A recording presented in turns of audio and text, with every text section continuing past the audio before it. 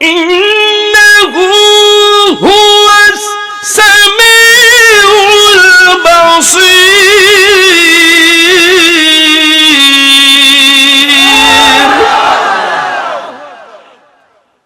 এটা হলো আমার সুর। হাশরের মাঠে এই কোরআন তেলাওয়াত করবে হযরতে দাউদ আলাইহিস সালাম। বাপ এই দাউদ যখন নদীর ধারে তেলাওয়াতের সুর দিত, নদীর মাছ উইটাই ফুটতে পারের মধ্যে। জোরে কোন সুবহানাল্লাহ। দাউদ নবীর সুর শুনলই মানুষ পরে বেকার হয়ে যাবে। আল্লাহ কবে এর চাইতে ভালো সুর শুনবানি? কি কোন আল্লাহ এর চাইতে ভালো সুর আছে? আছে। কে শোনাবে? আমার বন্ধু নবী শোনাবে। নবী শোনাই দিবে।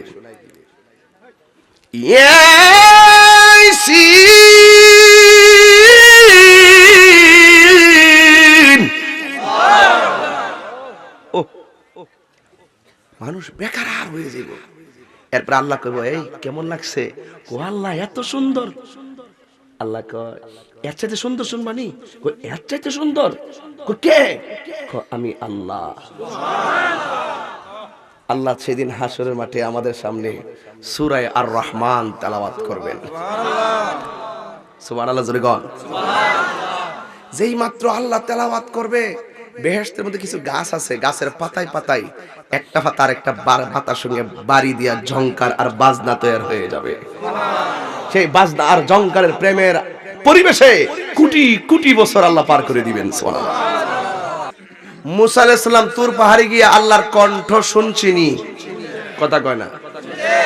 ও মুসা নবীর জিগায়, মুসা গো আল্লাহর কণ্ঠটা কেমন গো শুনছেন? কেমন জানে শুনছে রে, আমি কই পারতাম না। নবীর জিগায়, নবী গো আল্লাহর কেমন দেখছেন? ও নবী যে কেমন দেখছে রে, আমরা কইতারি না। সুবহানাল্লাহ। এই জন্য নবীর আল্লাহরে দেখার একটা বাসনা আছে, আল্লাহর কণ্ঠ শোনার একটা বাসনা আছে। এই জন্য আল্লাহ হাশরের ময়দানে নিজে দেখা দিবেন আমরারে, আর আমরা সামনে কোরআন তেলাওয়াত করবেন। আল্লাহর কণ্ঠে যেদিন কোরআন বেজে উঠবে বাবা, ভালো ভালো হাফেজরার কোরআন তেলাওয়াত শুনলেই দিলটা নরম হয়ে যায়। এরপরে ভালো ভালো কারিদের যখন তেলাওয়াত শুনি আমাদের দিলটা নরম হয়ে যায়। বিসমিল্লাহির রহমানির রহিম।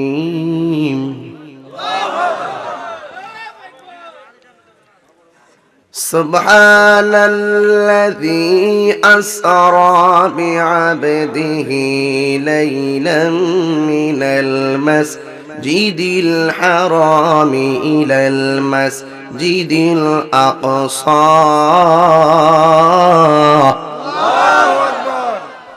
এটা হলো আমার সুর। এই যে সুর হইছে, বাজার সুর হইছে। বাবা কথা কয় না বাবা, মিডিয়াগুলো বয়ে যাবে আর ধরেন না, বসো বস। আমার মনে হয় আপনারা আমার কথায় বিরক্তি হইতেছেন। আমি কি আমার বাপ দাদার ক্যানভাস করতেছি? তেলাওয়াত শুনলে শান্তি লাগে কি লাগে না? আমি নরমালি বললাম, الذي باركنا حوله لنريه من آياتنا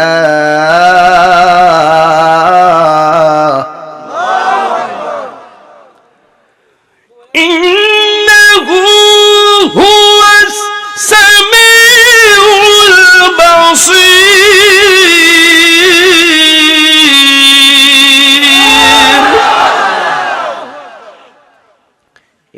আমার সুর। হাশরের মাঠে এই কোরআন তেলাওয়াত করবে হযরতে দাউদ আলাইহিস সালাম। এই দাউদ যখন নদীর ধারে তেলাওয়াতের সুর দিত, নদীর মাছ উইটাই ফুটতে পারের মধ্যে। জোরে কোন সুবহানাল্লাহ। দাউদ নবীর সুর শুনলই মানুষ পরে বেকার হয়ে যাবে। আল্লাহ কবে এর চাইতে ভালো সুর শুনবানি? কি কোন আল্লাহ এর চাইতে ভালো সুর আছে? আছে। কে শোনাবে? আমার বন্ধু নবী শোনাবে। সুবহানাল্লাহ। নবী শোনাই দিবে।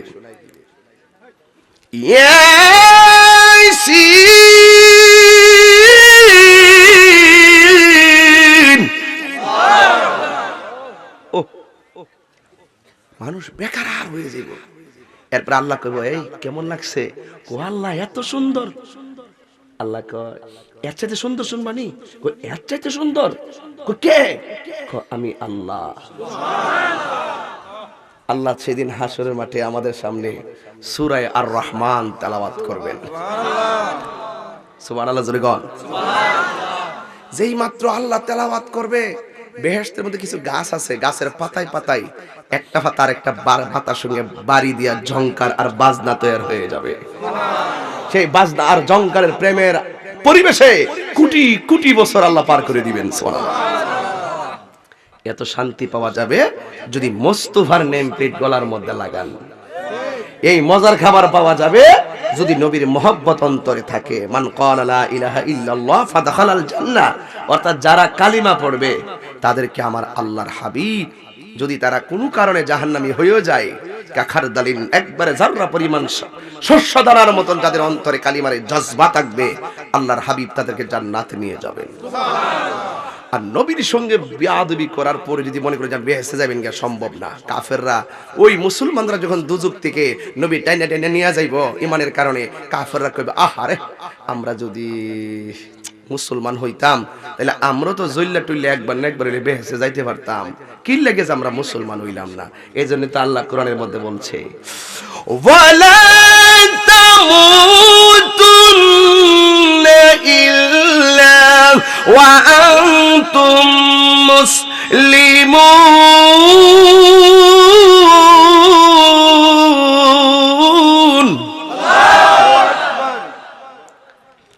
আগে ওয়াজের মধ্যে বসে বেশিরভাগ গান গাইতাম আর শান গাইতাম, ফুলাফান ফুল দিয়ে এই তো। এখন দেখি যে না মাশাআল্লাহ খুতবা ভরণ লাগে না, ডাইরেক্ট ওয়াজে ঢুকে যায়, আধা ঘন্টার সময় এমনি সেভ করে লাই আর কি। এই জন্য পাবলিক বুঝে না যে আসলে 1.5 ঘন্টার ওয়াজ দিয়ে 2 ঘন্টার ওয়াজ এটা বুঝে না আর কি, কেমনে সময় সেভ করি। এরপর আসেন আগে শান টান গাইলে ফুলাফান ইডিলে গাইতো, এখন দেখতেছি তেলাওয়াত করলেও মানুষ আমাদের সুন্নি ফুলাফান কোরআনের জজবায় প্রকম্পিত হয়ে যায়, ঠিক কি না বলেন? আপনার কি কষ্ট হয় তেলাওয়াত করলে? কোরআন শরীফ বললে কি খারাপ লাগে? ঠিক আছে ইনশাআল্লাহ। তাহলে আমার নবীর মেরাজটা স্বপ্নে না বাস্তব? এখন যেই মৌলবী বলে নবীর মেরাজটা স্বপ্নে, এরা কি মৌলবী? এরা কি? এরা মৌলবী। মৌ মানে হইল জুল, সৌরা সৌরা। ওই যে মৌ আছে না, মৌ দে কিতা কইটা রয়েছে তরকারি লোকে যেটা হ্যাঁ সুরা সুরা সৌরা সৌরা। আরে কি সৌরা? আরে কইটা তো আমরা এলাকাতে না সৌরা করে হাজ বাংলা সৌরা। এরা হইল সৌরা লুবি, মানে তো লুবি, ওই সৌরা লুবি।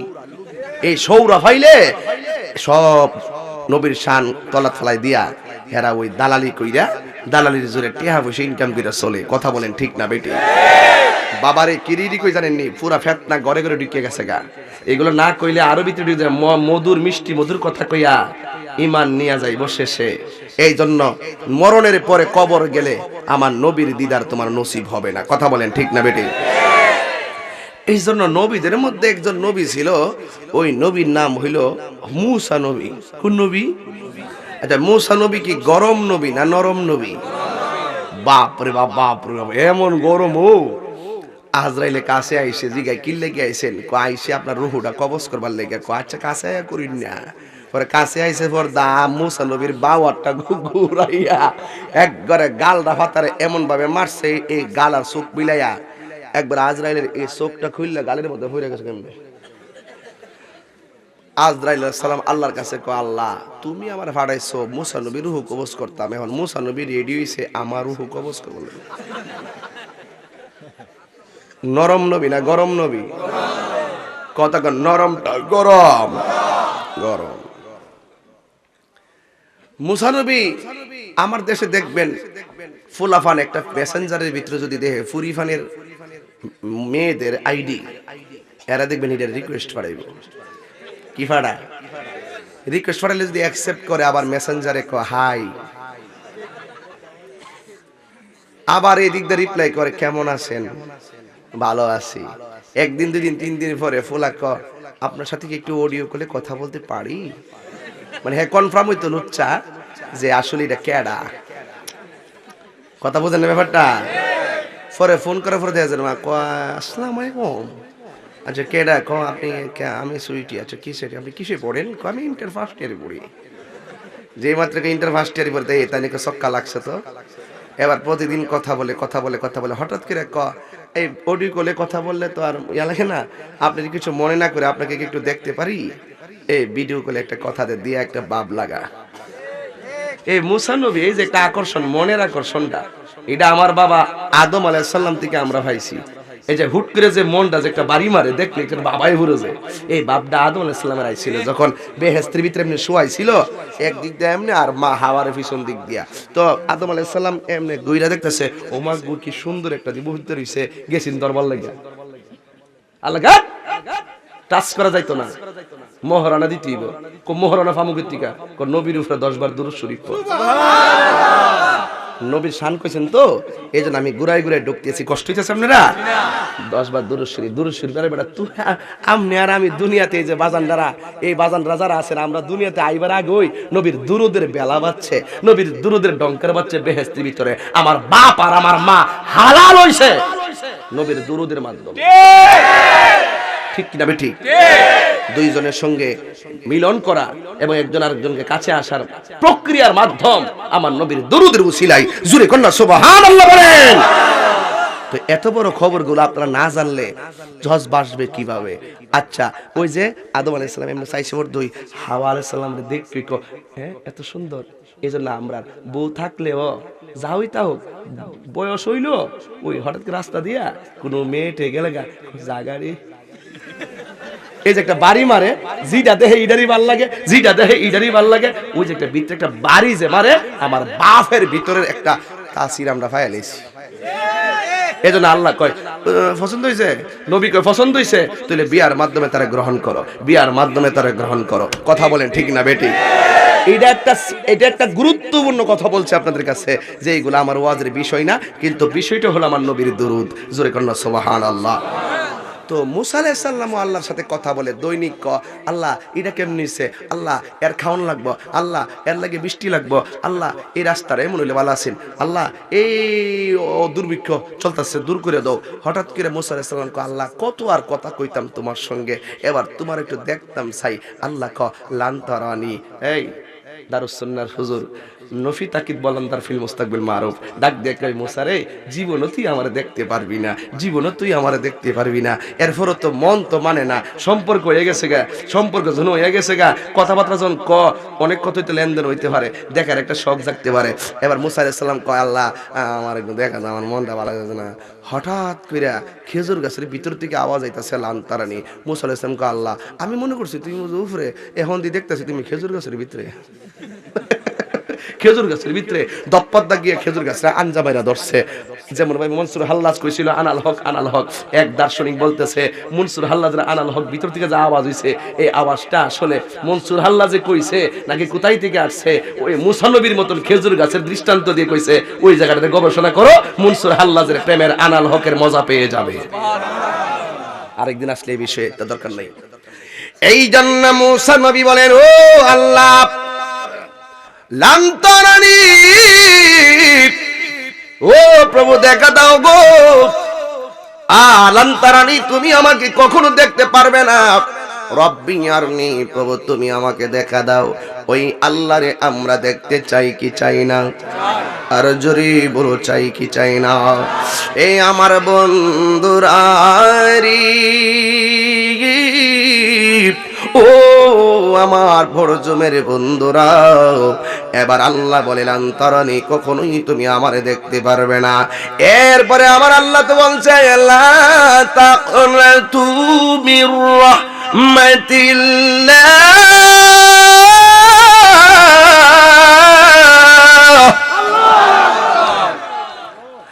আল্লাহ বলছে যত পরীক্ষায় হোক না কেন, যত মুসিবতি হোক না কেন, যত পরীক্ষার সম্মুখীন হও না কেন, তোমরা আমার রহমত থেকে নিরাশ হইও না, তোমরা আমার রহমত থেকে নিরাশ হইও না।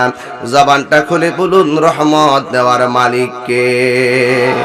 আর জবান খুলে বলুন কে? এই জন্য মুসা কালিমুল্লাহ বলার পরে আল্লাহ ডাক দিয়ে কয় ও যুবক, আল্লাহ ছেড়ে দেয় কিন্তু ছাড় দেয় না। আল্লাহ ছেড়ে দেয় কিন্তু ছাড়া দেয় না। এখন বলবেন হুজুর এটা আর কেমন কথা? আরে বাবা, একটা ফ্যাক্টরিতে 15 দিন চাকরি না করলে মালিক বেতন কেটে দেয়। আর আমার আল্লাহ আমাদের জন্য 5 ওয়াক্ত নামাজকে হাজিরা দিয়েছেন, বেতন দিবে হাসরের ময়দানে। এই জন্য আমরা এটারে বাকি মনে করে হাজিরাগুলা দেই না। আল্লাহ আমাদেরকে ছাড় দিয়েছেন।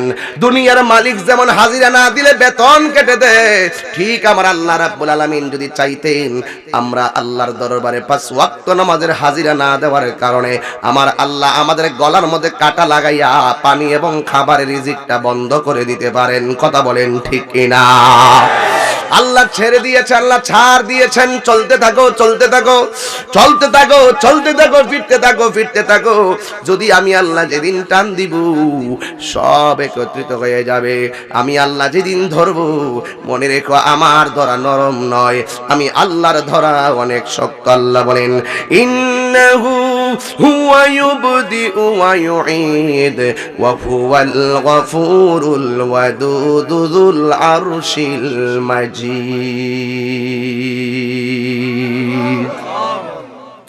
আমার আল্লাহ রাব্বুল আলামিন তিনি বলেন ইন্না বাতশা রাব্বিকা লাশাদীদ, আমি আল্লাহর ধরা অনেক শক্ত। আর আমি আল্লাহ এমন আল্লাহ, আমি তোমাদের শুরুর মালিক, আমি তোমাদের শেষের মালিক। সুম্মা ইলাইহি তুরজাউন, অতঃপর তোমরা আমার কাছে আসা লাগবে। যেহেতু আমরা যেখান থেকে এসেছি সেখান থেকে সেই দিকে যেহেতু চলে যাব, আমার আল্লাহ আমাদেরকে যেই লাইনগুলা দিয়েছেন আমরা সেই লাইনগুলো মোতাবেক চলতে হবে।